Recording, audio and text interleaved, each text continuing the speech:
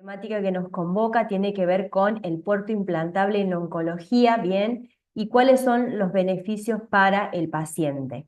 Vamos a estar repasando varios conceptos, varias alternativas y también vamos a estar mostrando un poco de qué se trata nuestro producto apto bien para oncología. Nos acompaña como disertante el licenciado José Luis González, supervisor de enfermería en el Hospital Nacional de Pediatría Garraham, docente adjunto en el Departamento de Salud de la Universidad Nacional de Avellaneda y es miembro fundador y de la comisión directiva de ATISPA. Les vamos a pedir a todos, por favor, mantengan silenciados sus micrófonos. Bien, al final de la disertación del licenciado va a haber un espacio de preguntas y respuestas donde van a poder evacuar todas las dudas. Si lo desean, también lo pueden hacer a través del chat, van dejando sus preguntas y nosotros las vamos canalizando. Por otro lado, en breve voy a estar subiendo un link para que puedan ingresar y dejar allí sus datos, así los sumamos a nuestra base de datos para estar más comunicados, informar de lanzamientos, futuras capacitaciones y demás. Ahora sí, le cedo la palabra al licenciado José Luis González. Buenas tardes y bienvenidos. Bueno, muy buenas tardes a todos, un gusto. La verdad que estos encuentros siempre nos nutren de conocimiento. En este caso vamos a presentar Silpor, que es un catéter totalmente implantado, así que bueno, vamos a ir a la presentación, después vamos a tener la oportunidad seguramente de charlar todas las cuestiones científicas que ustedes tengan que consultar. Yo por una cuestión de conectividad, cuando empiezo la presentación voy a pausar la imagen, así mejoramos la conectividad con ustedes. Así que ahora voy a compartir, ahí estamos compartiendo. Ahí vamos a ampliar la imagen. Ahí tengo pantalla completa, ¿ya no? No, Sí, aún no. ahí estamos. Ahora sí, ahí está en pantalla Bien, completa. yo voy a estar atento a mi celu por cualquier cuestión de que no tengamos conectividad. Ok. Espérenme medio segundo Espérenme un segundito. Que yo quería pausar la imagen, pero esperen que voy a hacer esto primero porque si no, ahí volvemos para atrás. Perdónenme.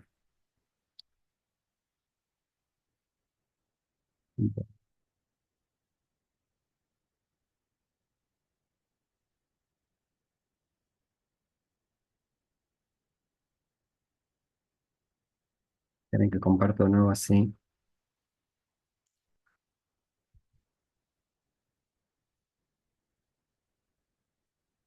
Ahí estamos, creo, ¿no?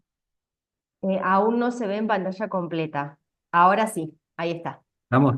Sí, Bueno, muy adelante. buenas tardes a todos. Entonces vamos a iniciar con Silpor, que es un catéter totalmente implantable para oncología. Particularmente decimos oncología porque es el uso más frecuente por ahí los que no están muy habituados a la práctica de terapia de infusión en su uso, ¿no? Cuando uno busca catéteres implantados, inmediatamente los relaciona con oncología, con hemato-oncología, pero la verdad que tiene otras utilidades también estos dispositivos vasculares que son centrales.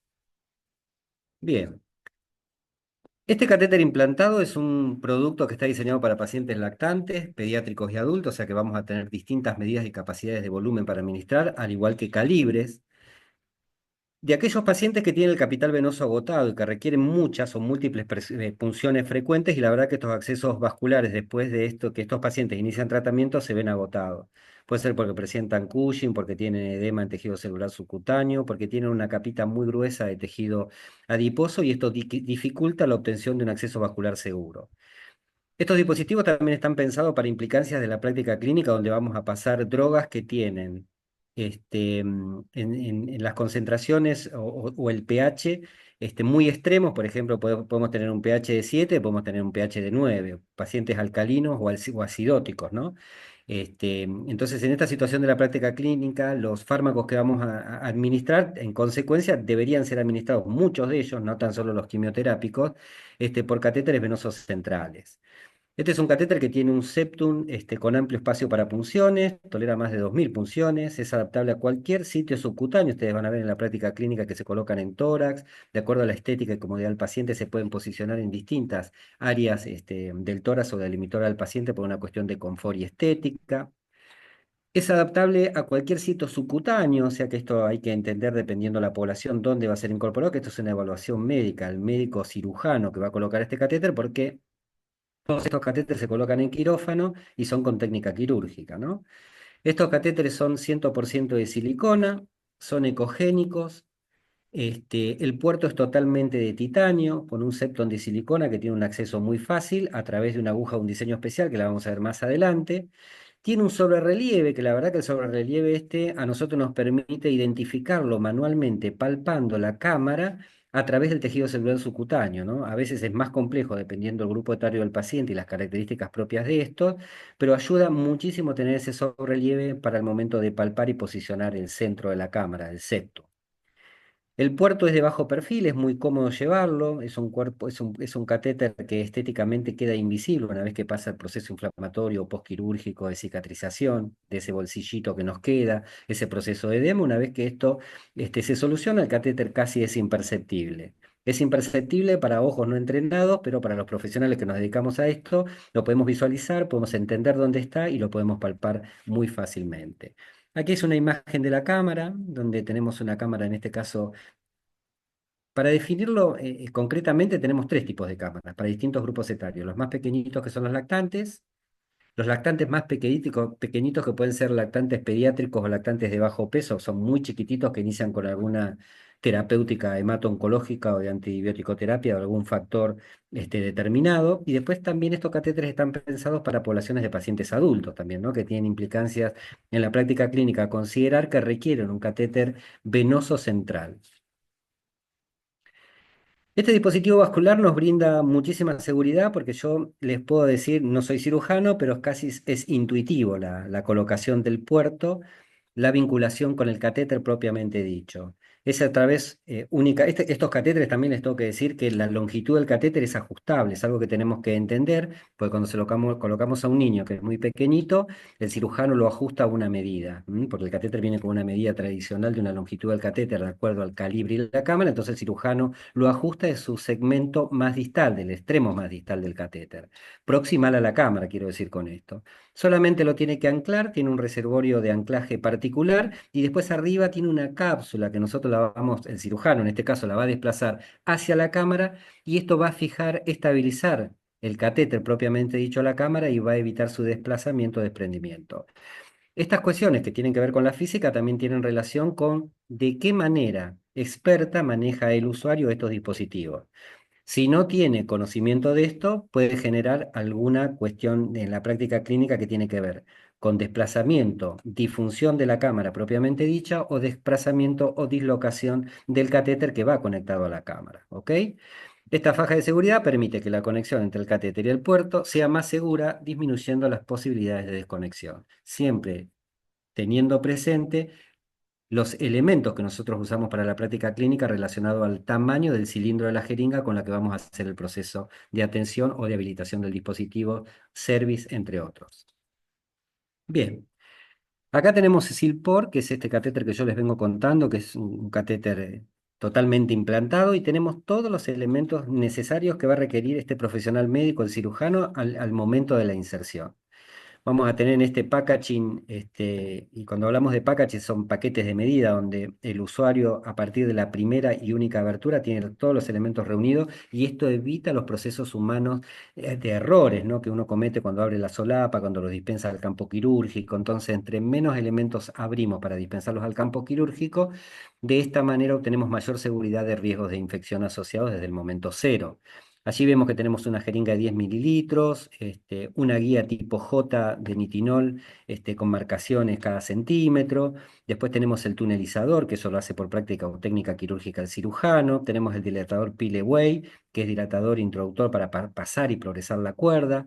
Una aguja hipodérmica, una aguja punta Roma, una aguja Uber recta para el momento de la habilitación del dispositivo y el levantavenas que tradicionalmente usan los cirujanos en distintos equipos que en muchos dispositivos, en muchos packaging no los encontramos. Acá tenemos todos los elementos reunidos y también la aguja tipo Uber que nos va a facilitar a nosotros el momento de la habilitación, el checking, la placa, el contraste o lo que fuera necesario que crea el profesional médico al momento de iniciar o terminar el procedimiento para chequear que esté todo bien, ¿no? Que el catéter esté implantado, que esté posicionado. entre tantas otras observaciones para el reporte después en la historia clínica. Acá estamos mostrando un poquito las tres cámaras con las que contamos, que particularmente tenemos cámaras para lactantes. En este caso tiene un perfil, una altura de 7 milímetros, muy pequeñita, con una base de diámetro total de 19 milímetros. Esto va sobre el músculo del paciente, en el tórax del paciente, por supuesto que es con técnica quirúrgica, y arrancamos en esta cámara particularmente con un calibre externo de 4 y 5 French. Después tenemos el portal pediátrico que tiene 8 milímetros de alto y tiene una base de 22 milímetros. Acá arrancamos con fren de 5 y 7, 5 a 7 fren. En esta situación de la práctica clínica son reservorios que son muy fáciles de identificar, muy bien palpables, muy fáciles de localizar, posicionar y ajustar para que este dispositivo no se movilice por las características que tiene. También tenemos el portal para adultos, que es ya un poquito más grande. Tenemos un diámetro, una altura, perdón, de la superficie del catéter de 10 milímetros de altura. Esto nos da un relieve diferente y tiene una base de 28 milímetros que muy bien nosotros podemos acceder al septum fácilmente. En el pie de cada imagen, nosotros tenemos así los códigos de identificación de cada dispositivo, de cada cámara, para la práctica clínica deseada por cada profesional en cada equipo.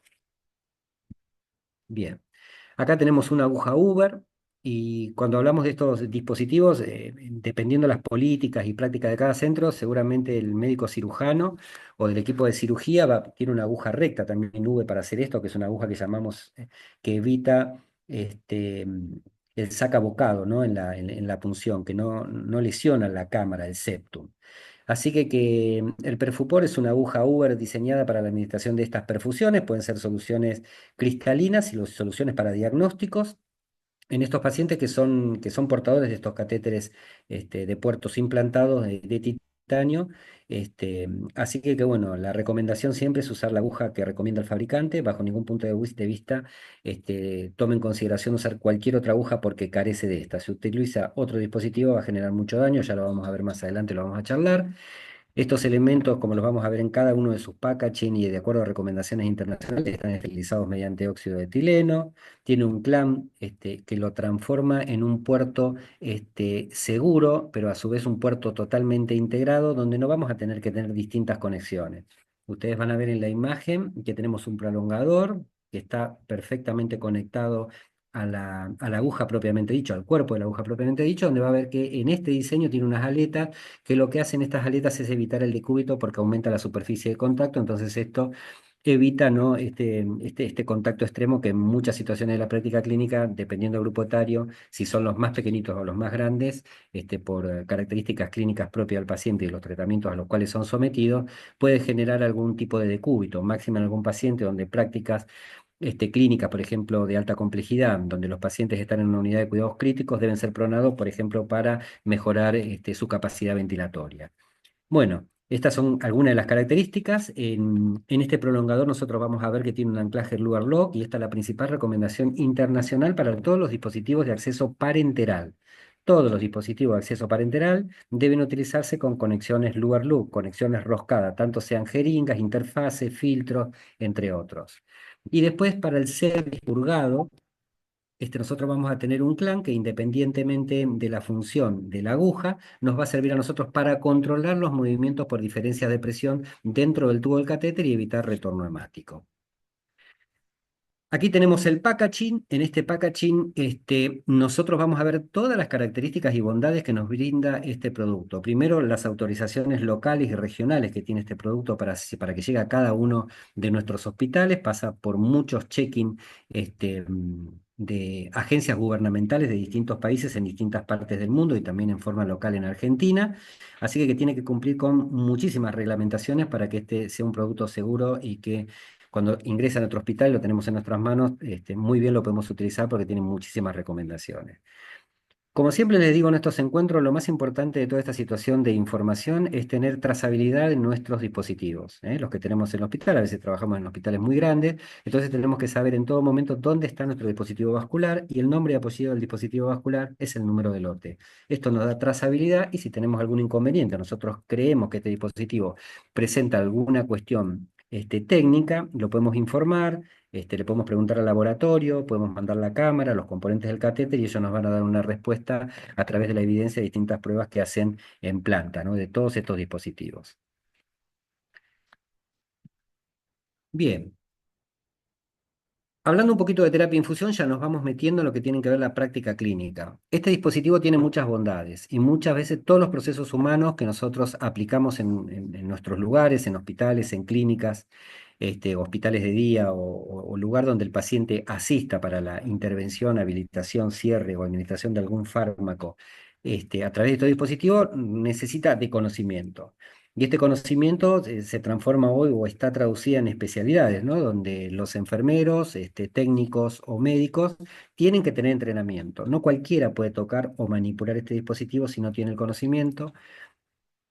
Así que en estos encuentros nosotros nos invitamos a retroalimentarnos, ¿no? Participar de sociedades científicas, hacer cursos de capacitación que tengan que ver con esto, para de esta manera brindar el mejor cuidado. Estos lineamientos son locales y son internacionales, ¿no? Donde apuntamos a que la intervención de estos dispositivos vasculares sean realizadas por enfermeros o profesionales que tengan expertise, que tengan competencia. Y cuando nosotros hablamos de competencias, esa práctica clínica que pueden desarrollar cualquier profesional sin necesidad de supervisión. Es tener el conocimiento y reunir las habilidades, ¿no? En términos generales, en la práctica clínica. Para definir un poco este dispositivo vascular, como todos ellos y como los venimos viendo en los distintos encuentros donde nos vamos fortaleciendo en el conocimiento y lo vamos construyendo juntos, es un tubo hueco flexible hecho de elastómero de silicona termosensible. La cámara es de titanio, el septum es de silicona para efectuar estos dispositivos diagnósticos y o tratamientos. La técnica de inserción de estos dispositivos, por supuesto, es una técnica quirúrgica a través de un bolsillo quirúrgico en el tórax, hemitórax o la región anatómica que considere el médico cirujano. Aquí tenemos una imagen que nos muestra simplemente cómo queda colocado en un corte transversal el dispositivo, el SILPORC. Este dispositivo va apoyado sobre el músculo, y después tiene implicancias en la práctica clínica en cuanto a consideraciones que tiene que tener el profesional en la selección del dispositivo, en este caso la aguja, y las características que tiene particulares el paciente al momento de la habilitación, la cantidad de tejido celular subcutáneo que separan la aguja, perdón, el septum de la superficie de la piel, a considerar a ver qué longitud de aguja, qué calibre, de acuerdo a las necesidades del tratamiento que nosotros vamos a considerar, de acuerdo a la indicación, el tiempo, la sostenibilidad del tiempo. Va a ser un catéter que va a estar implantado por muchos días, un paciente que vino por hospital de día a hacer una quimioterapia y se va. Entonces, en esto tenemos que considerar nosotros al momento de elegir la aguja Uber que vamos a dispensar para la habilitación de este paciente, con un amplio interrogatorio al paciente, que en muchas situaciones de la práctica clínica, mucha información nos da el paciente propiamente dicho, el familiar directo o curador que lo acompaña en en estas situaciones, ¿no? De salud del paciente. Bueno, tecnologías asociadas al cuidado profesional, catéteres punta abierta, particularmente nosotros estamos hablando en este momento de un catéter punta abierta. Vamos a ver que dentro de la familia de dispositivos de acceso vascular, nosotros vamos a encontrar, ya lo vamos a ver en otra filmina, catéteres punta abierta y punta cerrada. Particularmente, los catéteres punta abierta son aquellos pacientes que van a estar afectados a aquellos gradientes de diferencia de presión.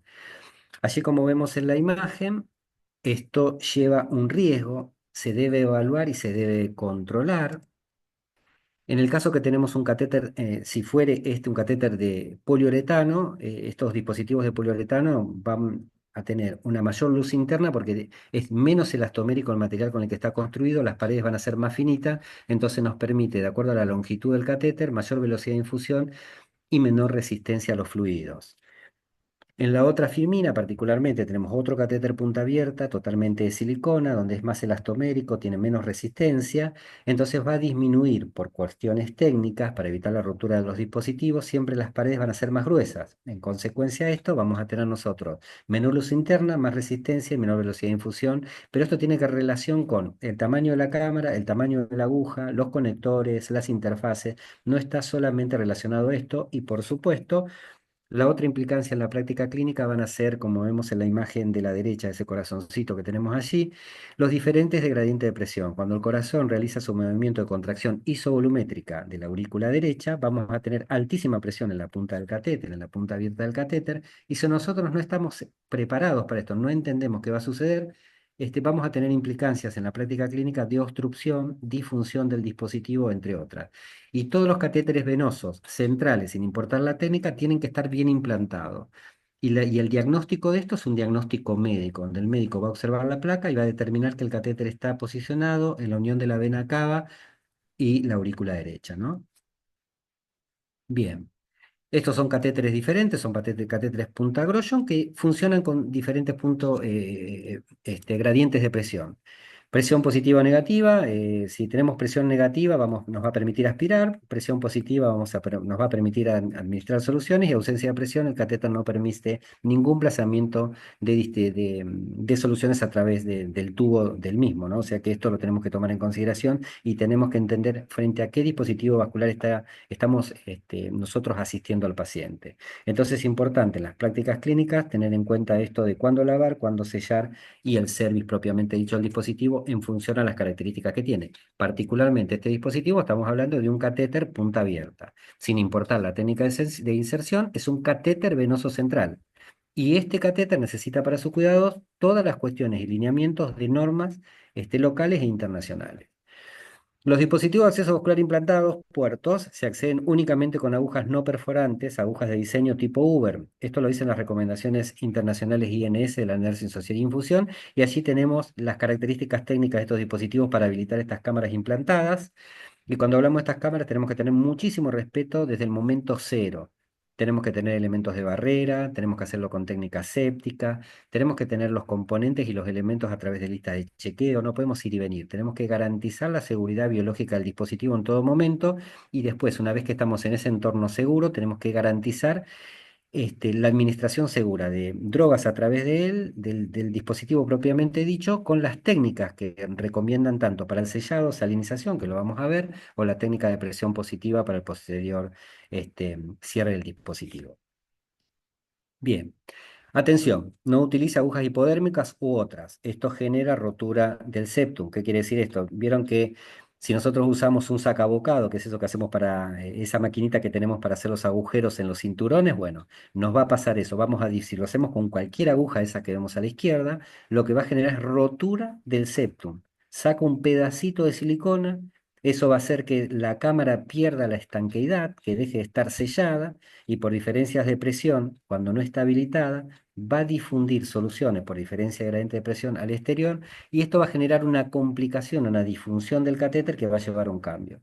Y estos pacientes en esta situación de la práctica clínica están muy comprometidos porque tienen alteraciones de la coagulación, entre otras, y son pacientes también inmunocomprometidos. Entonces, esta situación de la práctica clínica, nosotros la tenemos que tener muy presente, por eso les digo siempre a los colegas que primero nos tenemos que informar, nos tenemos que asesorar, nos tenemos que capacitar antes de tocar estos dispositivos implantados, que son intuitivos para la habilitación, pero tenemos que tener el conocimiento y la expertez de hacerlo.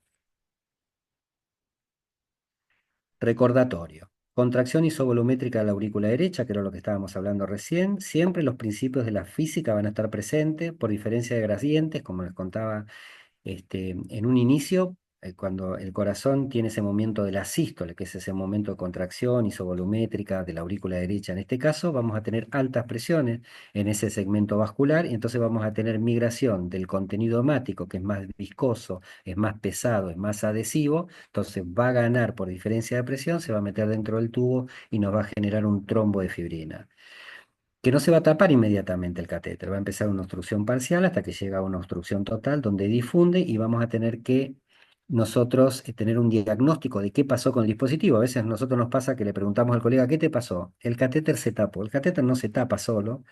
Pueden pasar dos cosas particulares, o tres cosas entre tantas que yo les voy a mencionar ahora. Una de ellas puede ser tromboporfibrina, que tenemos una solución médica que en otro momento, quizás en otra charla lo podemos charlar detenidamente, que es la utilización de fibrinolíticos. Lo podemos solucionar si sabemos con qué. Después tenemos mezclas incompatibles de cemento, que esas son más complejas. Hay antídotos en otras partes del mundo, dependiendo de la región, están presentes o no están presentes. Por ejemplo, a título de ejemplo, en obstrucción por lípidos se puede utilizar algún tipo de alcohol que viene en una solución estéril envasada, pero depende de la región, no están al alcance de todos los usuarios. Esto tiene que ver con políticas de cada región y de cada estado, ¿no? De cada país. Y después tenemos las obstrucciones o disfunciones mecánicas, que también tenemos que estar atentos, porque si nosotros generamos presiones excesivas, podemos generar daño al septum o al catéter propiamente dicho. ¿Bien? Lavado y bloqueo. ¿Qué tenemos que tener en consideración?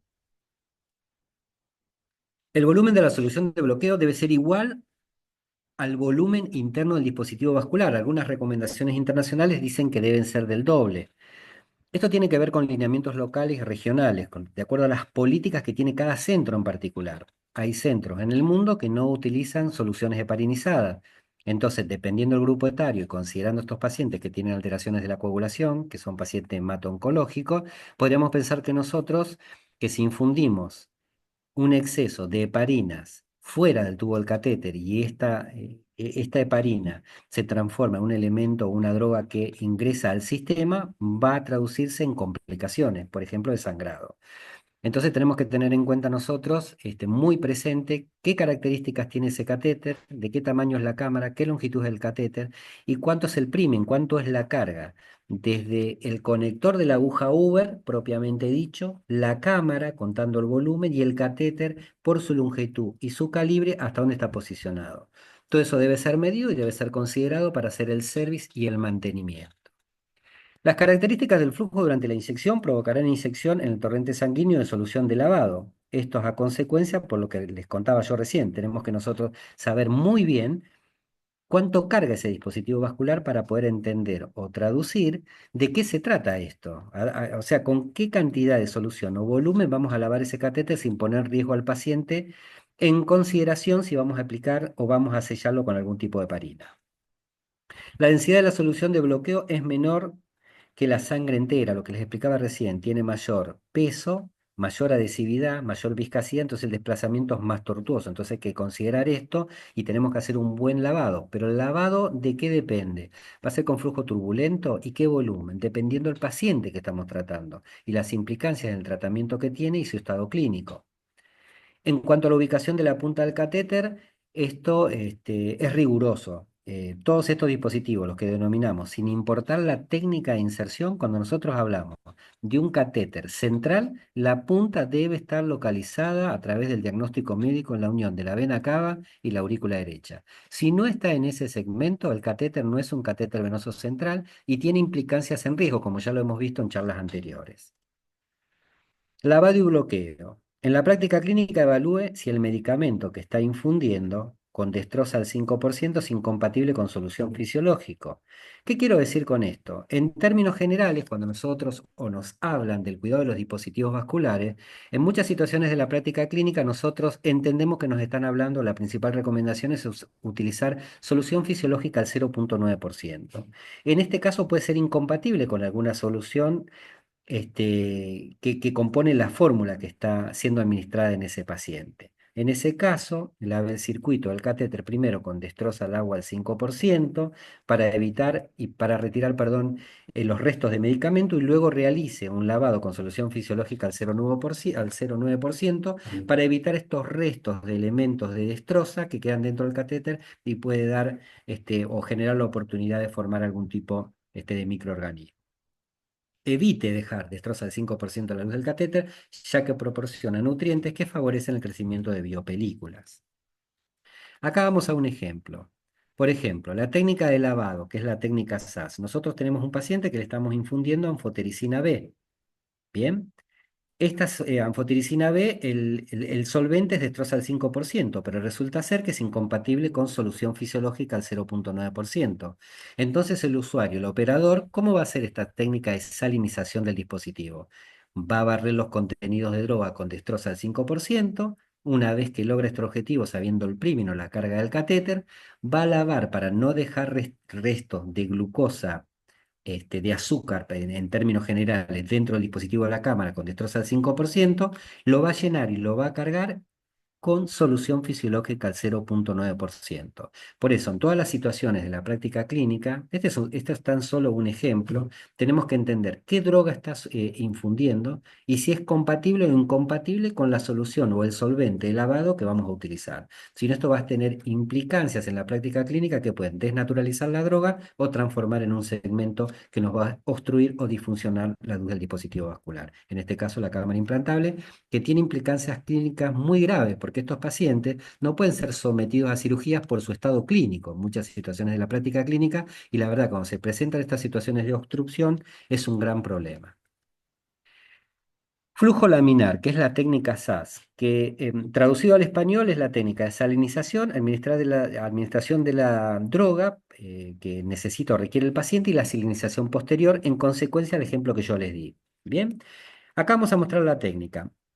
Es un videíto muy cortito, pero tenemos que estar muy atentos. A nosotros nos pasa muchas veces que cuando tratamos de vincular el conocimiento a los colegas en distintos talleres en el hospital o en la Asociación de Terapia e Infusión, le contamos cómo es la técnica. Y cuando hablamos de la técnica, se lo mostramos, le mostramos el videíto, vamos al simulador y después le decimos al colega que lo haga. Y a veces en muchas situaciones de la práctica clínica no lo logra hacer en el primer intento, no lo logra hacer en el segundo, porque esto tiene que ver con habilidades y con entrenamiento. Logra hacerlo o acceder en forma eficiente después de varios intentos. La técnica es muy simple, se las voy a mostrar en este videito, es muy cortito. Flujo laminar. Y antes de llegar al finalizar del recorrido en ese cilindro de 10 mililitros del émbolo, tiene que colocar el clambro. Vamos a ver de nuevo. Administramos. Antes de llegar, coloco el clavo. Si esto lo hacemos mal y no practicamos esta técnica, inmediatamente, por diferencias de gradientes de presión, vamos a tener fibrina en el catéter. En la primera oportunidad no se va a obstruir, pero en múltiples intervenciones vamos a tener una obstrucción. ¿Tenemos una solución para las obstrucciones de fibrina? Sí, la tenemos. Utilizamos un fibrinolítico, pero no es lo mejor que le puede pasar al paciente si no tenemos al personal entrenado, que sepa cuánto carga el catéter, qué tipo de aguja, con qué conector, qué longitud. ¿Son todos iguales? ¿Están estandarizados o son diferentes? Entonces, estas cuestiones que parecen muy inocentes terminan complicando el estado clínico del paciente porque quizás le estamos metiendo más soluciones o más volumen, o en el caso que tengamos que usar un fibrinolítico, complicaciones en la clínica que no son las deseadas en estos pacientes. Aquí para hablar un poco de la física asociada a los dispositivos vasculares, simplemente les quería mostrar al tipo de obstrucciones que nosotros estamos enfrentados en la práctica clínica. La parcial se refiere a esta que yo les digo, que obstruye parcialmente, que el trombo de fibrina se mueve en la luz interna del catéter, evitando el desplazamiento óptimo. ¿M?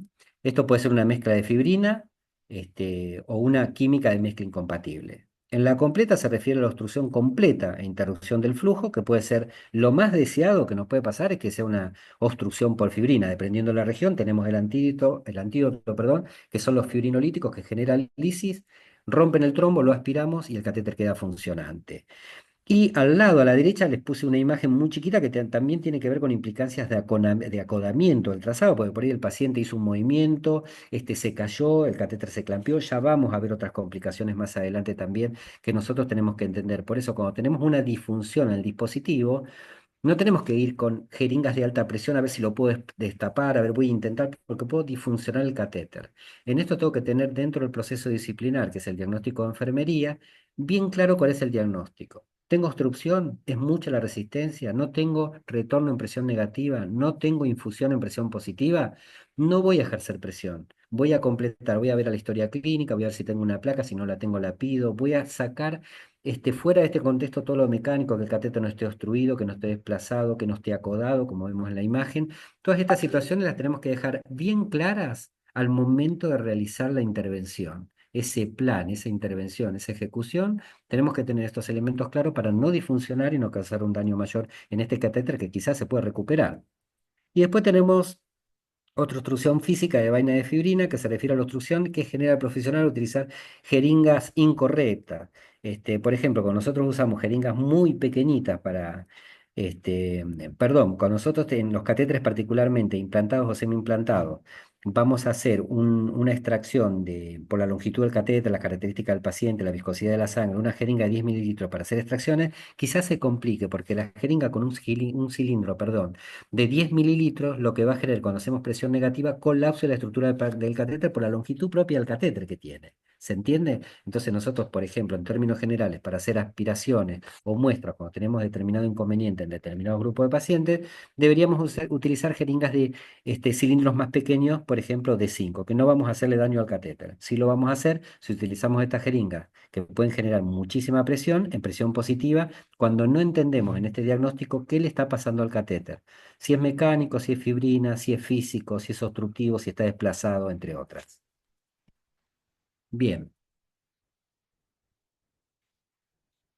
Esta es la técnica, en esta técnica particularmente es el flujo turbulento, perdón, que es presión positiva, pausa y presión positiva. ¿Se entiende? Esto quiere decir que nosotros hacemos intervención en flujo turbulento, de manera que vamos haciéndolo en forma intermitente. Es como si diéramos golpecitos en el émbolo, avanzamos, nos detenemos, y esto genera turbulencia dentro del tubo del catéter, permitiéndonos remover, como lo vemos allí en las imágenes, todos los elementos formes que pueden ser fibrina, restos de lípidos, otros medicamentos en las paredes del catéter, y que esto, si no lo hacemos bien, como lo dicen las recomendaciones, van a disfuncionar el catéter porque progresivamente nos van a ir acotando, reduciendo la luz del mismo dispositivo, aumentando la resistencia y generando una obstrucción completa si no lo hacemos bien.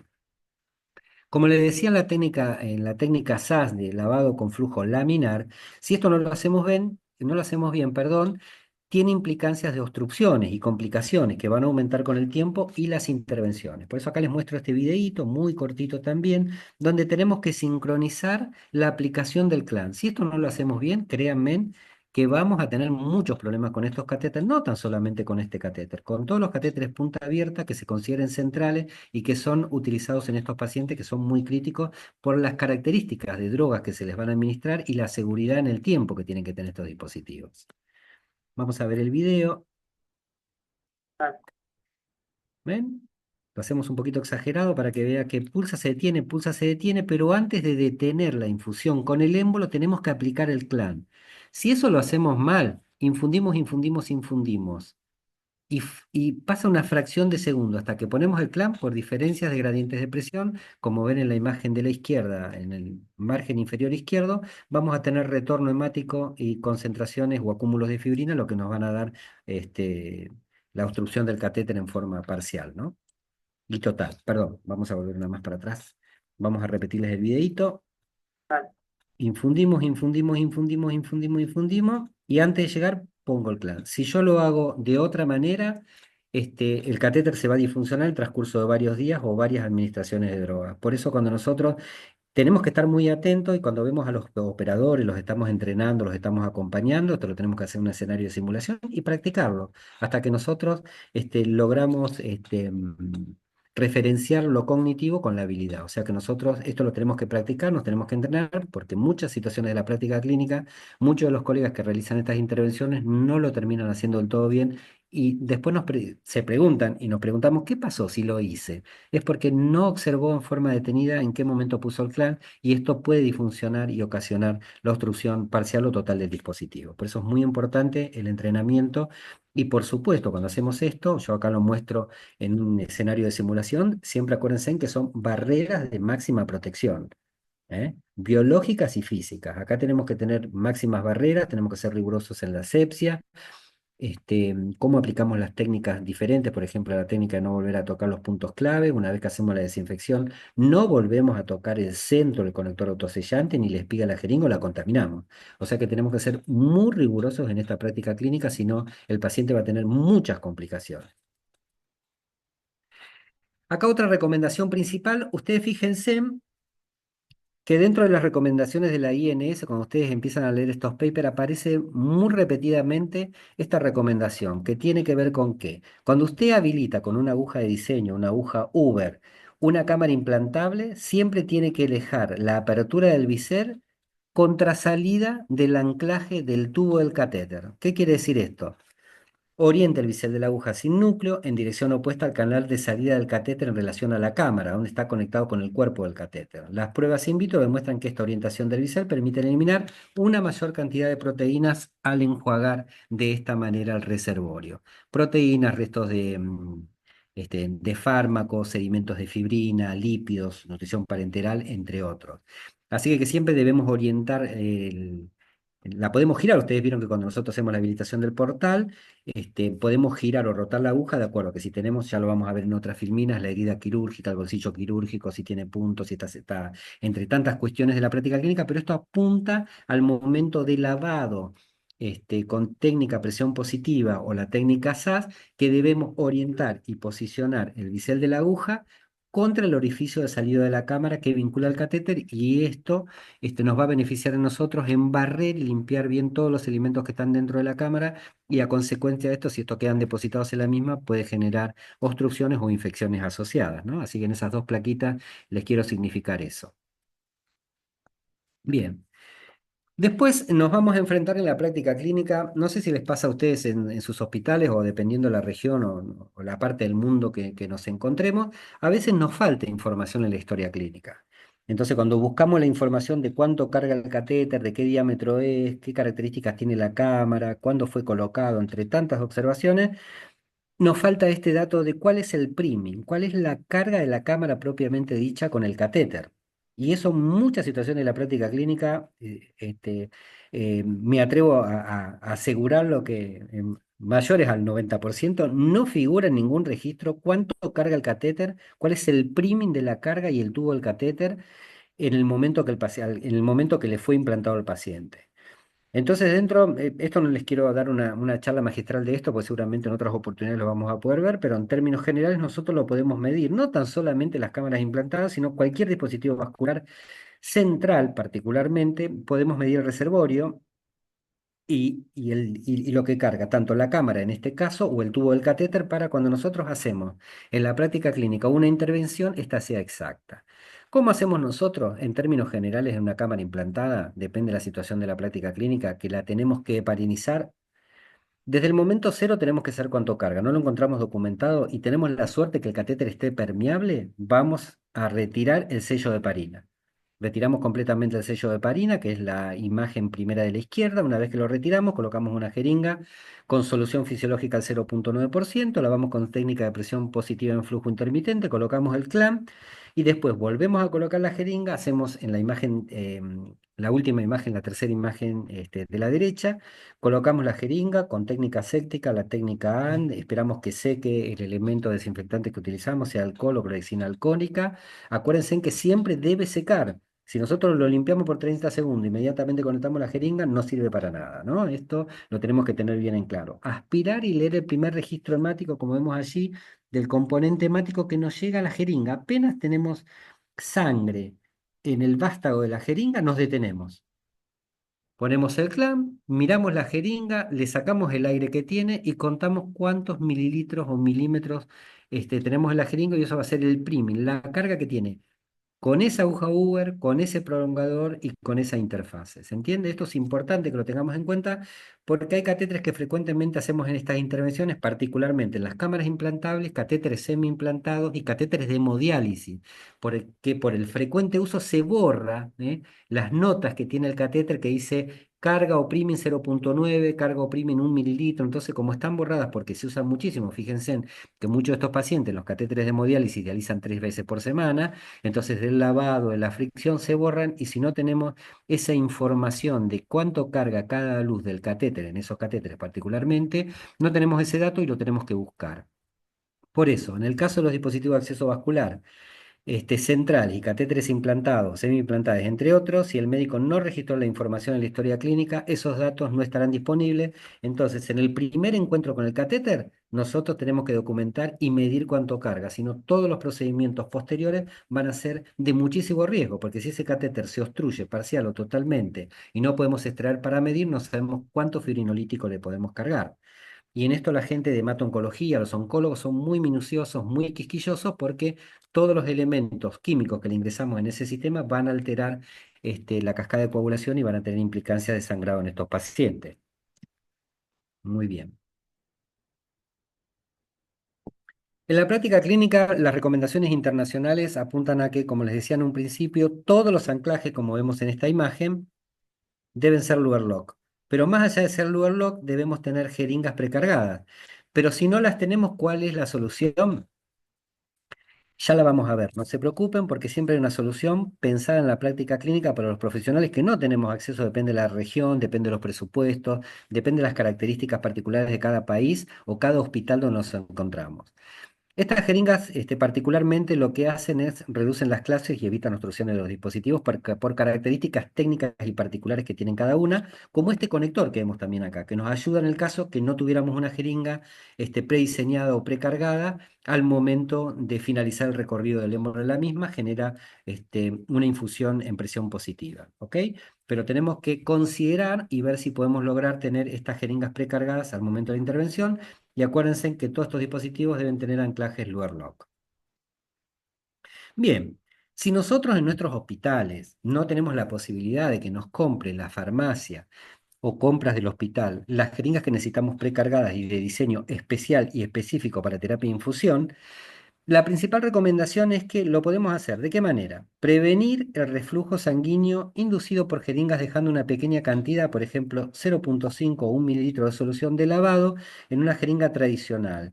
Esto traducido al español, ¿qué quiere decir? Que nosotros cargamos, por ejemplo, 10 mililitros. Empezamos la infusión con flujo laminar y cuando iniciamos la infusión la debemos suspender antes que la jeringa, el émbolo, el cilindro de la jeringa, nos presione hasta el último centímetro. Nos tenemos que detener 1 centímetro o 1 mililitro antes.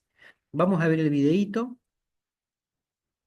Cuando yo infundo, pega, rebota, pega, rebota. Eso es imperceptible. Cuando pego y rebotó, vuelve con ese rebote hacia atrás y tenemos aspiración en presión negativa y a consecuencia, más allá de las diferencias de gradiente de presión, vamos a tener mayor cantidad de fibrina dentro del tubo y en múltiples intervenciones se va a obstruir. ¿Qué quiere decir esto? Que cuando nosotros tenemos una jeringa convencional, una jeringa estándar, y por sobre todas las cuestiones, acuérdense en que siempre debe ser una jeringa que tenga conexiones Luer lock.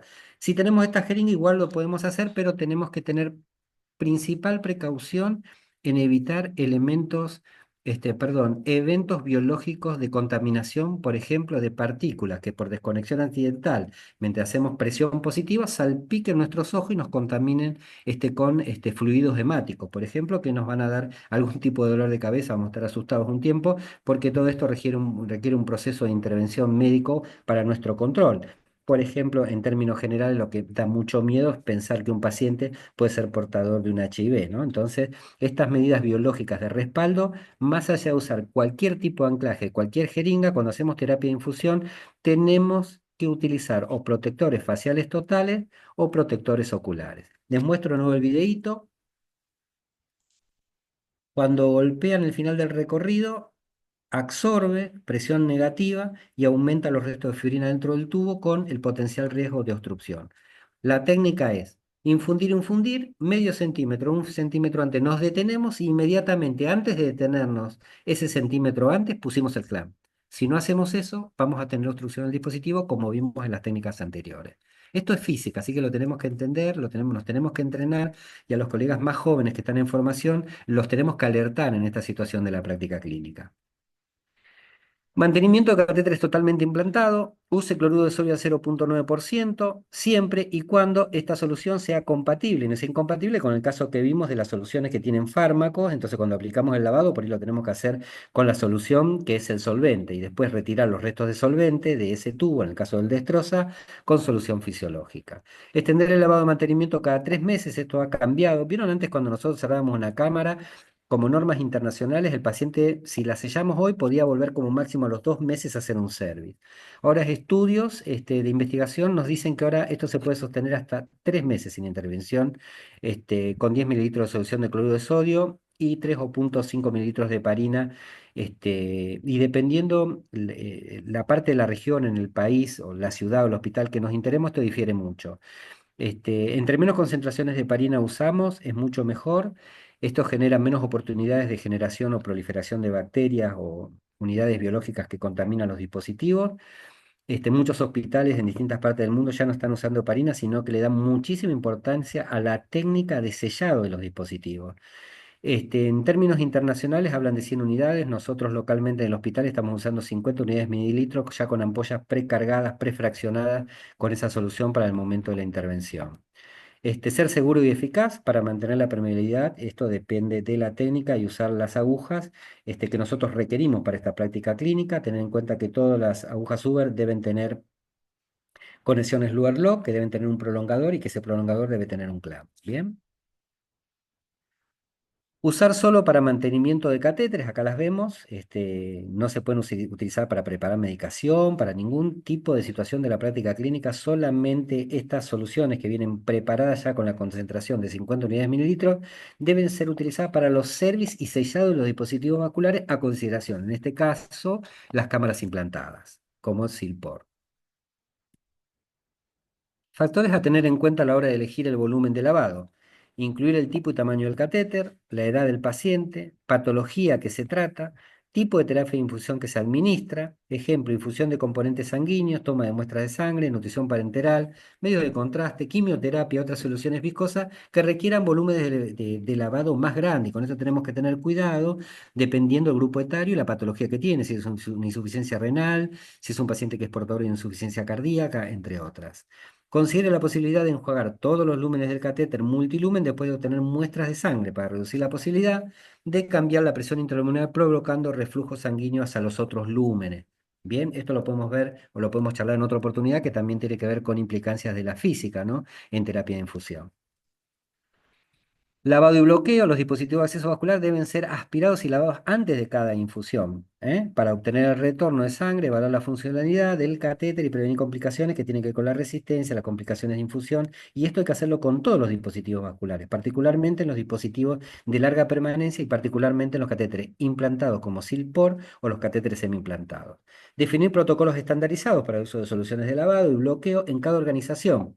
O sea que cuando nos vamos de acá, no llevemos al hospital lo que vamos de acá, el conocimiento que llevamos de acá o que refrescamos en esta charla, sino que esto hay que consensuarla, tiene que estar estandarizado porque cada usuario no puede hacer lo que quiere o lo que le parece. Entonces esto tiene que tener un consenso para que todos los usuarios en nuestros hospitales cumplan las normas de nuestro hospital. Utiliza un volumen mínimo equivalente al doble del volumen interno del sistema de catéter, por ejemplo, catéteres o dispositivos complementarios, esto me refiero a interfaces, filtros, entre otros. Volúmenes mayores como 5 mililitros para catéteres de PIC y 10 mililitros para catéteres de acceso vascular central. Pueden ayudar a eliminar depósitos de fibrina, precipitados de fármacos y otros desechos presentes en el lumen. Particularmente hablando de los catéteres, en este caso catéteres implantados o semi-implantados, que tienen un reservorio, pero que tiene una longitud determinada hasta llegar a ser implantados. Ese tubo del catéter, el segmento más distal en la unión de la vena cava y la aurícula derecha. Considera utilizar conexiones a rosca, esto siempre previene riesgos biológicos, los que hablamos, salpicaduras, desconexiones, pérdidas, contaminación del dispositivo, en los más pequeñitos dependiendo si es un catéter arterial o un catéter venoso, pérdidas de volemia. La exsanguinación en el caso de desconexión involuntaria en cualquier aparato o dispositivo complementario, obstrucción del dispositivo vascular, pérdida del dispositivo, contaminación del dispositivo de acceso vascular. Para esto tenemos que tomar en consideración todos los elementos que vemos allí en la figura, que son las jeringas Luer Lock, los conectores autosellantes libres de agujas y las copas de desinfección pasiva. Mantenimiento de catéteres totalmente implantados, registro en historia clínica de calibre de catéter, tamaño de la cámara, registro de ajuste de catéter por corte, que esto lo debe anotar el cirujano que coloca el catéter, registro de volumen de lavado, que es súper importante como lo vimos recién, y cuál es la técnica para documentarlo si no está, pero eso debe ser en el momento postquirúrgico inmediato. Si no, el catéter en el transcurso de varios días o varios meses puede disfuncionar y no podemos obtener este muestreo o esta medición. Placa radiográfica, siempre debe estar en el reporte clínico la placa radiográfica al momento post-inserción o post-colocación en quirófano. Y si no la tenemos, porque a veces nosotros la buscamos en la historia clínica digital o la buscamos físicamente, no está por ningún lado, la tenemos que pedir o solicitar al médico antes de hacer nada con el catéter, porque créanme que desde el momento cero puede tener complicaciones. Por eso un profesional en formación que tiene la mejor intención de colocarlo bien, le pasó algo en el medio, no se dio cuenta, tuvo un accidente, la cámara quedó rotada, quedó desprendido el catéter, nada. no está centralizado. Entonces, todas estas cuestiones en la práctica clínica, primero las tenemos que evidenciar, las tenemos que ver y una vez que estamos seguros que el catéter está bien implantado, que la cámara está bien, que está intacta, que el catéter está posicionado como catéter venoso central, que no está desconectado de la cámara, ahí que no hay un acodamiento, no hay un pinzamiento, ahora lo vamos a ver, podemos aplicar las técnicas referidas al cuidado, mantenimiento, sellado o lavado del catéter.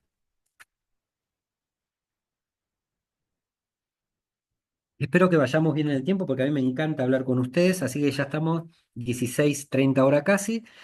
Considere como importante siempre utilizar jeringas de cilindro de 10 mililitros, ¿eh? Jeringas de cilindro grande. No importa si son de 5 o si son de 10 o si son de 3. El cilindro debe ser de las jeringas que nosotros tenemos visualizadas o conocemos, estandarizadas de 10 mililitros. Establezca un procedimiento de paso a paso para evaluar el estado de funcionamiento del dispositivo de acceso vascular. Durante el lavado inicial aspire lentamente el dispositivo.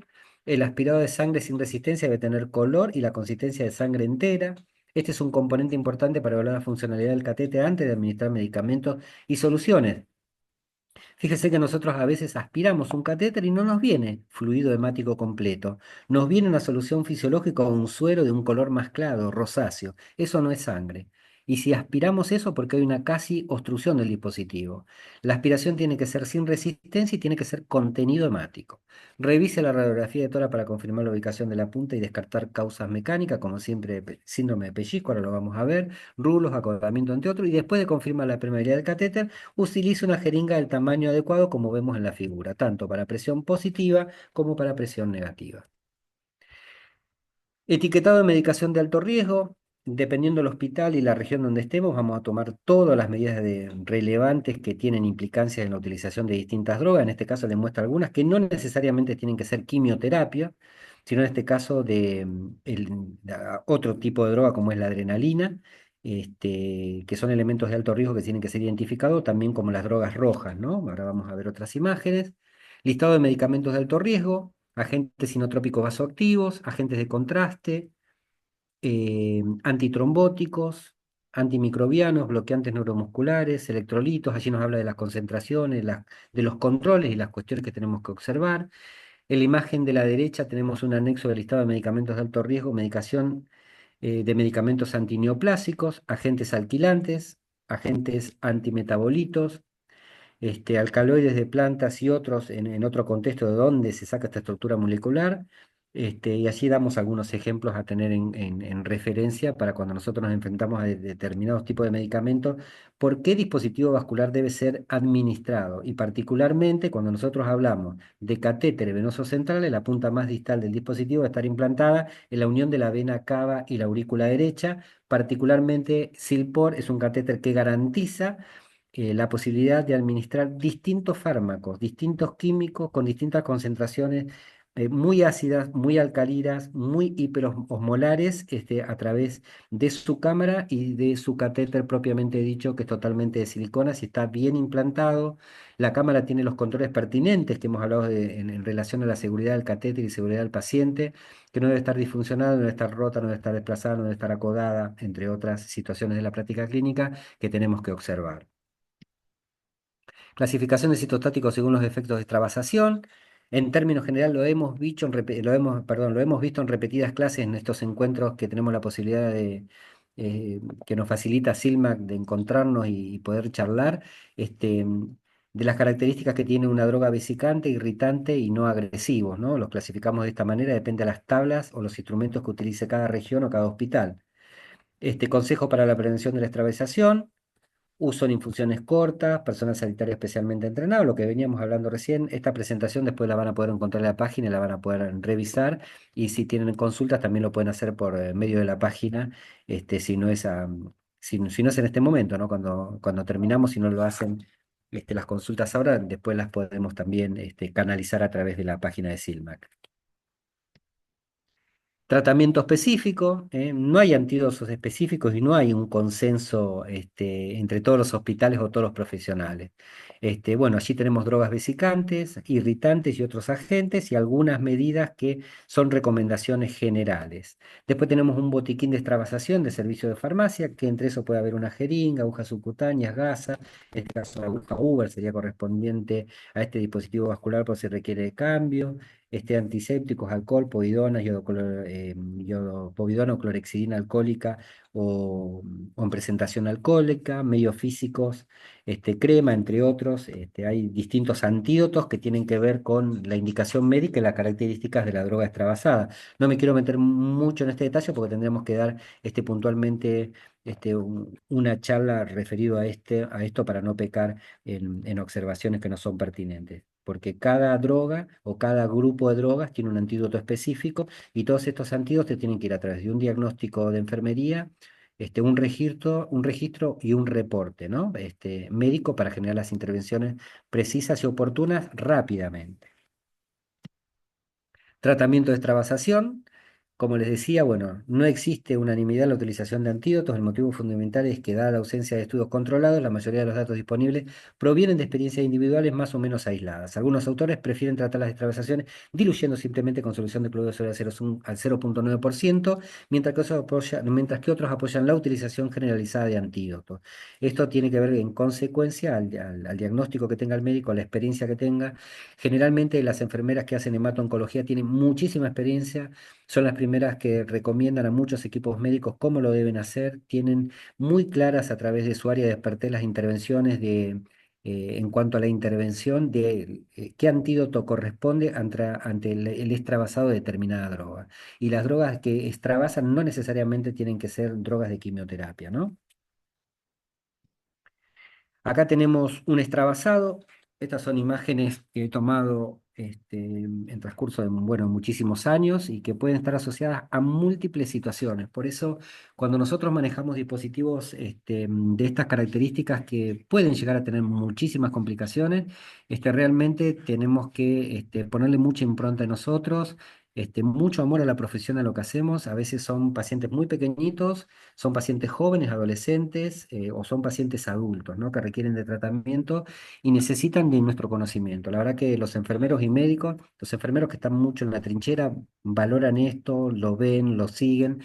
Y a veces los que no tienen mayor experiencia o pecan en alguna situación de conocimiento tienen que tener muchísimo cuidado al momento de la selección de los dispositivos de habilitación de las cámaras implantables en consecuencia a las características del paciente propiamente dicho. Si es un paciente irritable, si es un paciente que tiene afecciones neurológicas, si es un paciente geronte, si es un paciente muy pequeñito que tiene miedo, se arranca todo, como son los niños. Entonces tenemos que ver de qué manera vamos a estabilizar, vamos a contener este dispositivo con el peligro inherente que esto conlleva la característica de la droga extravasada, que puede causar muchísimo daño.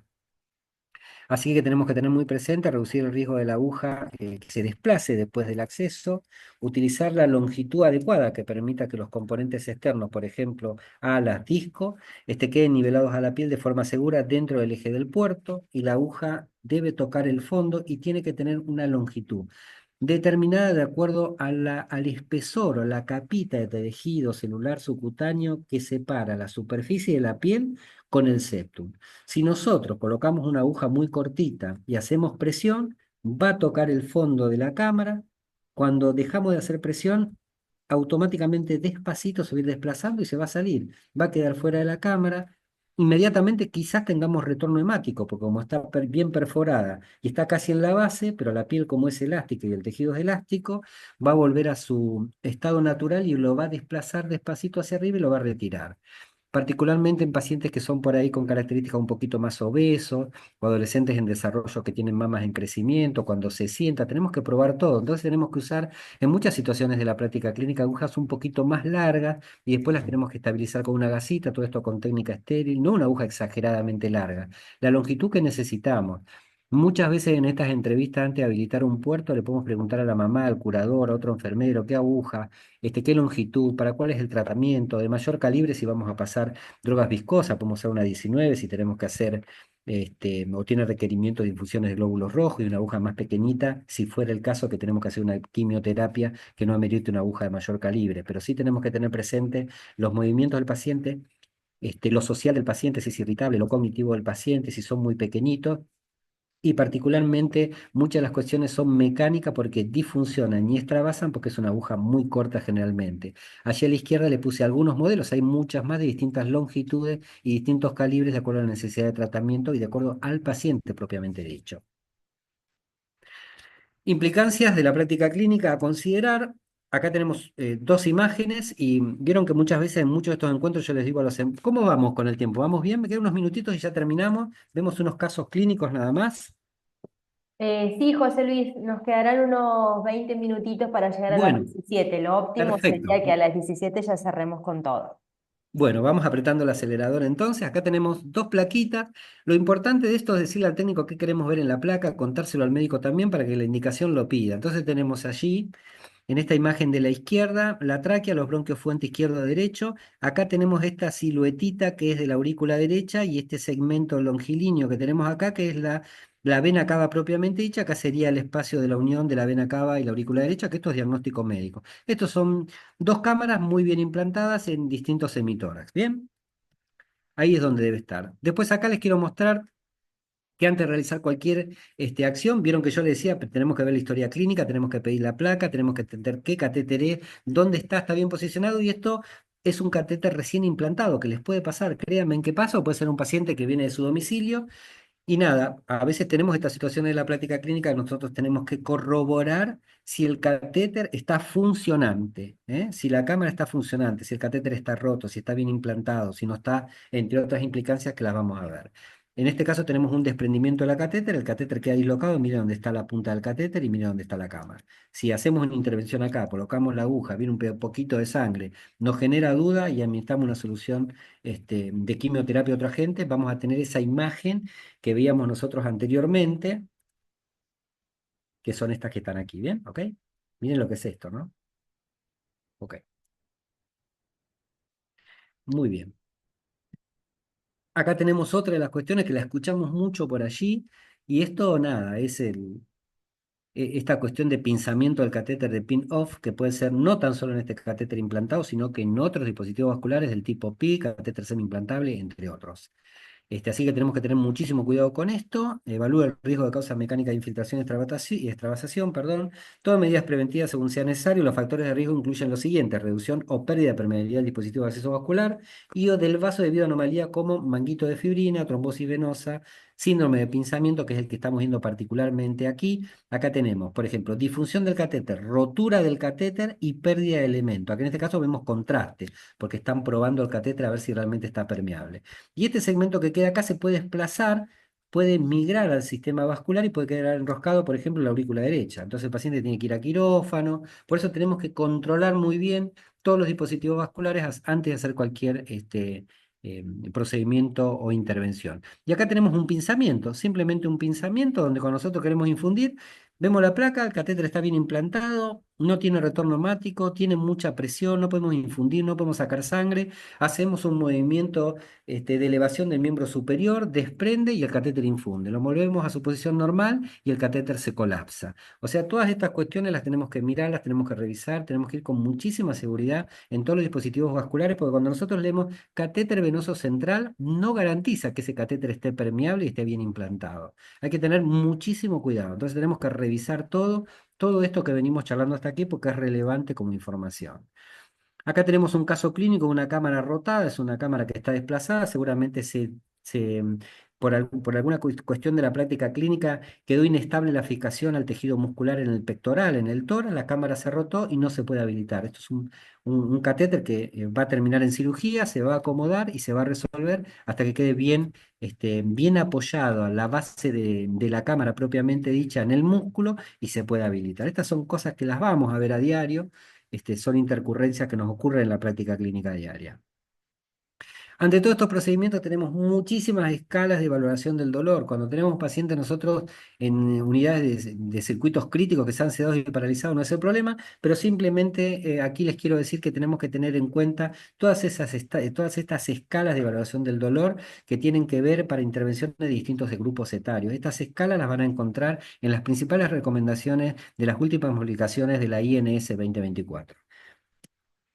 Bueno, acá caso clínico, acceda al puerto de acceso vascular implantado de un paciente, no acceda a menos que esté indicado, y en este caso está contraindicado, por ejemplo, debido a una complicación existente con el dispositivo o en tejido celular subcutáneo. Estos son pacientes muy críticos que nosotros tenemos que evaluarlos a diario, con mucha frecuencia, y esto es lo peor que nos puede pasar en una cámara implantable, ¿no? Si ustedes ven esto, salen corriendo porque esto es una emergencia oncológica. Hay que sacar, el paciente tiene que ir a cirugía, empezar con antibiótico, hay que ver si está en condiciones de ir a un quirófano. Hay que resolver este cuadro clínico porque el paciente en esta situación de la práctica clínica puede tener intercurrencias muy graves. Así que estas situaciones, si encontramos esto, nos detenemos, no habilitamos nada, consultamos al médico si viene el domicilio y tratamos de resolverlo médicamente. Seguramente ese catéter, la indicación médica va a ser no habilitarlo, colocar otro catéter venoso central periférico, iniciar con antibiótico terapia y ver cuán rápidamente se puede hacer una intervención quirúrgica para retirar el reservorio. Y acá, bueno, no se llega a ver, o lo vamos a ver en otra imagen, una licencia de exposición de la cámara a través del tejido. Acá tenemos casos clínicos de valoración integral del paciente, acá tenemos una licencia, acá tenemos un hematoma a consecuencia de una recién inserción de catéter, características particulares de adhesivos, el bolsillo quirúrgico, entre otras. Lesiones de la piel. Tenemos las lesiones cutáneas asociadas al catéter, que son las CASI, y las lesiones cutáneas relacionadas a adhesivos médicos, que son las MARSI. Acá les saqué dos imágenes para que ustedes puedan ver las alteraciones de la integridad de la piel que podemos ver manifiestas. En este caso, una respuesta alérgica, alérgena e inflamatoria, acá restos de adhesivos, ¿no? Por eso debemos usar siempre acrilatos y eliminar todos los elementos adhesivos que tengan de soporte látex, ¿no? Que son los que tienen implicancias de mayor lesión en la piel. Curación con apósitos transparentes. Hay mucha cosa en el mercado para utilizar. La curación estándar es la que tenemos acá a la derecha, que es un apósito transparente de diseño con marco aplicador. Siempre debemos visualizar el sitio de inserción de la aguja. Debe estar fechado, debe estar estabilizado, debe estar soportado con una gasita si la agujita es un poquito larga, por esto que yo les contaba, que debe llegar bien al reservorio, y cuando el paciente tiene movimientos o desplazamientos, este movimiento de la piel por gravedad no debe ser un problema de desplazamiento de la aguja, ¿bien?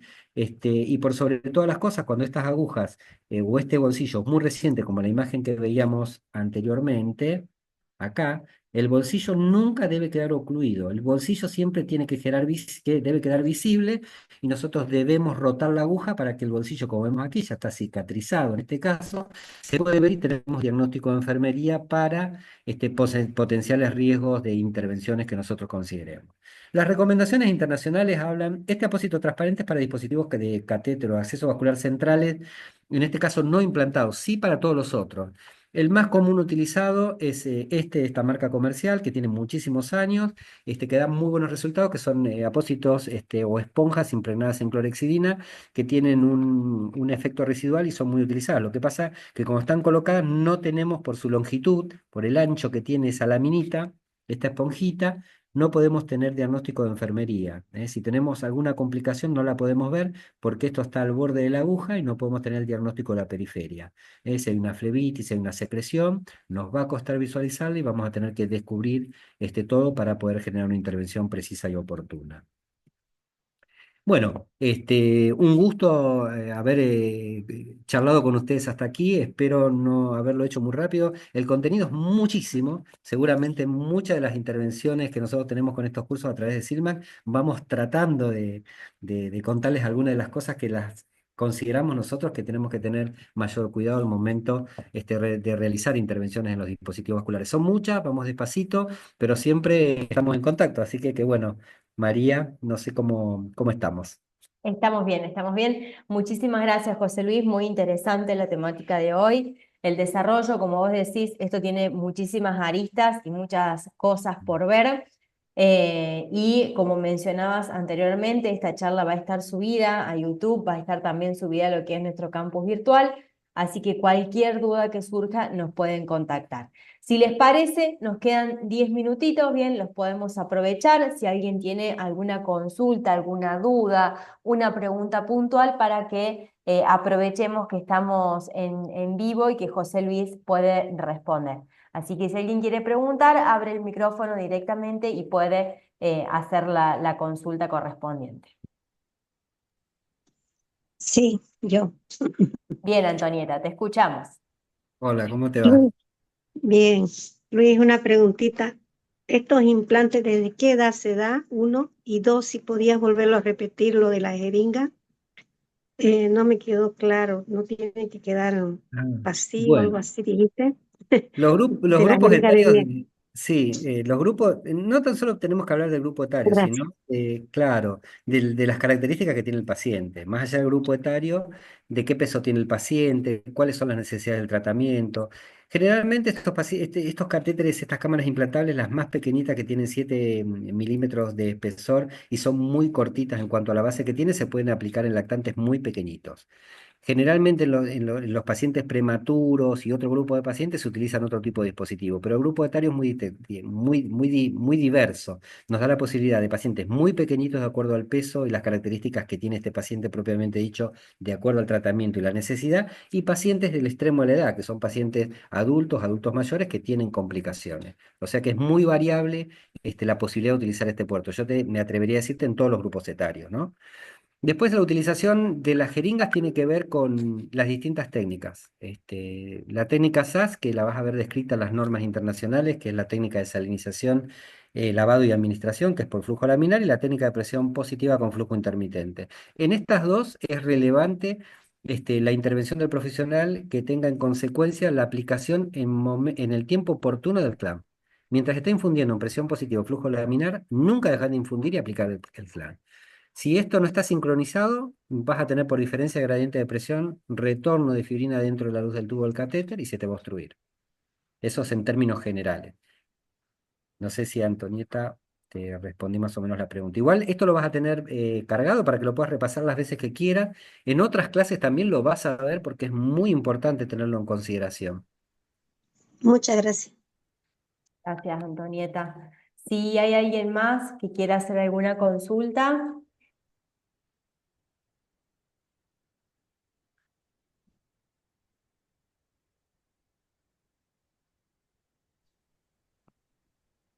Le quería comentar, en mi hospital, por ejemplo, yo nunca he visto ese tipo de soluciones de heparina que vienen en ampollitas. Ujú. Eh, la verdad que hace poquito se ha abierto el servicio de oncología donde algunos pacientes tienen este tipo de dispositivo, pero de este tipo de medicamentos no he visto que se utilicen. Por lo general, lo abren en el sector privado, lo acceden, digamos, y viene el paciente ya con su vía, digamos, dispuesta para la medicación. Eh, si no Ujú. conseguimos este tipo de medicamentos, ¿cómo se lo puede, digamos, permeabilizar? Bien, muy buena. ¿Vos sos de Argentina o sos de algún país limítrofe? Porque No, de aquí de Argentina, de Ah, Santiago del bueno, Estero. estamos en un país tan grande. Sí, Después, por privado, si querés, me preguntás y yo te digo al laboratorio para que vos te puedas orientar. Si no, particularmente, todas las heparinas sirven. Acordate siempre que, bueno, están desapareciendo las heparinas biológicas. Ahora, la mayoría de las heparinas que tenemos contacto, al menos en los hospitales, deberían ser sintéticas, porque esto tiene que ver con los consentimientos informados. Pero saliendo de ese contexto, cuando vos vas a utilizar una heparina, independientemente de la concentración que indique tu centro, debe estar sin usar.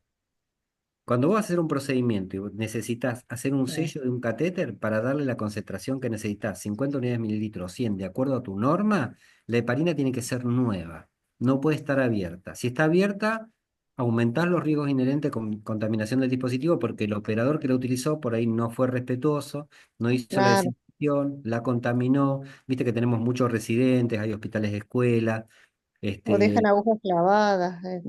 Claro, bueno, eso la tenés que descartar. Cuando veas eso, la descartás. Y cuando vas a habilitar vos o sellar un catéter, buscás una nueva. Y si no la tenés, no lo hagas. Esa es mi principal Sí, recomendación. El laboratorio que las provisiona empieza con la letra R. No hay muchos, pero bueno, Ah, son muy bien, bien. baratas. Pero bueno, es muy cómico, yo no quiero hacerle propaganda a nadie, pero las vas a encontrar, pones en internet y ya te va a salir sola. Y si no, me mandas un WhatsApp y te digo.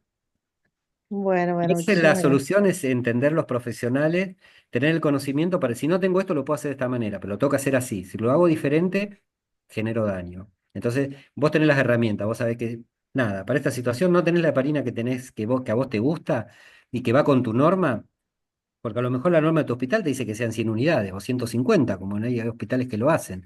Y esta tiene la concentración de 50 unidades mililitros, que es la menos dañina, pero tiene que ver con la técnica, no con la heparina. Bueno, no sé Bien, si... muchas gracias. No, por favor.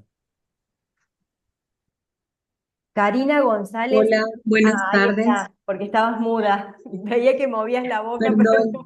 Ahí está, ahora sí. mil gracias.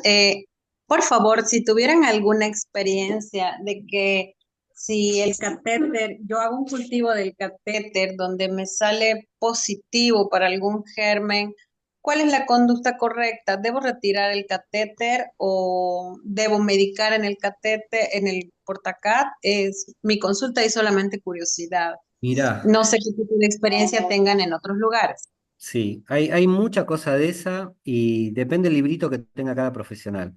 Viste que se hace un cultivo, un retrocultivo y un periférico para asociar el catéter al sistema, a ver de dónde viene el bicho.